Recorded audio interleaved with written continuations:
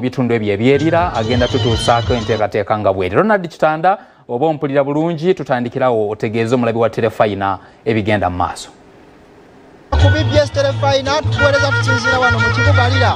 Robert Kyagulanyi Center mu President w'ekibiina ki National Unity Platform yasuse era eno ye woteeri mwe yasuse abawagizi be okubira ddala ku ssaawa emu ey'okumakya bali wano ku woteeri bamulindirira era mabegakaawo mu dakiika nga n'emabega avuddeyo n'ababuuzaako n'oluvannyuma ate n'addayo asooke yeeteeketeeke ate alyoka afuluma olunaku olwaleero agenda kubeera mu kibuga Lira sako ne disitulikiti eno ey'Erira.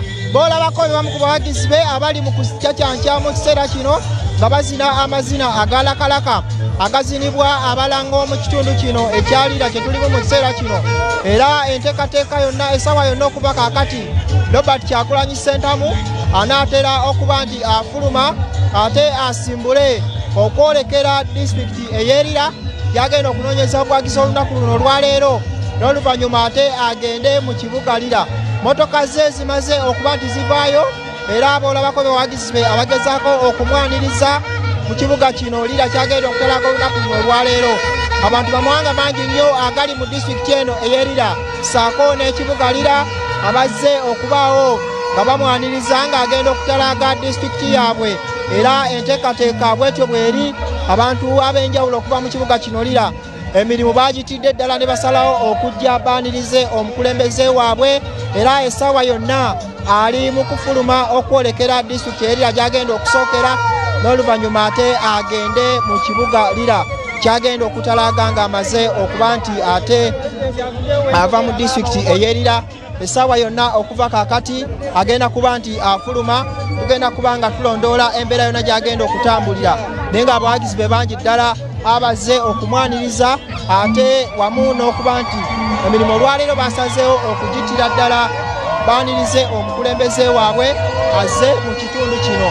Uno tumulabako amaze okuba nti afuluma agezaako okubawuubirako obanga osobola okumwetegereza awo amaze okuba nti afuluma era essaawa yonna agenda kugenda mu mmotoka atandika okuwubira ku bantu be nga bw'atyo atalaga disitulikiti eno ey'Erira awerekeddwako Dr. Lina Zedwiga amyuka omukulembeze w'ekibiina ki National Unity Platform mu butundu eby'obukiikakkono bwa Uganda.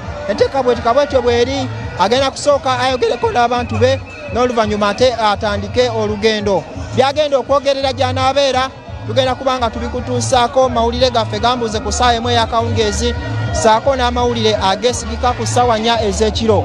Bwe kyoba okola kwe kubeera ku BBS Terefayina ogoberere byonna ebigenda okubeera mu disitulikiti eno ey'Erira n'oluvannyuma ate ekibuga Lira. Ekibuga kino yakakisulamu kaakati ennaku 3 nnamba era tulindira biki byagenda okwogera tujja kuba nga tubikuwa nga bwe nkutegeezezza.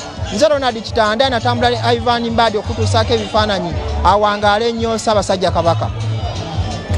Webale nnyo Butere.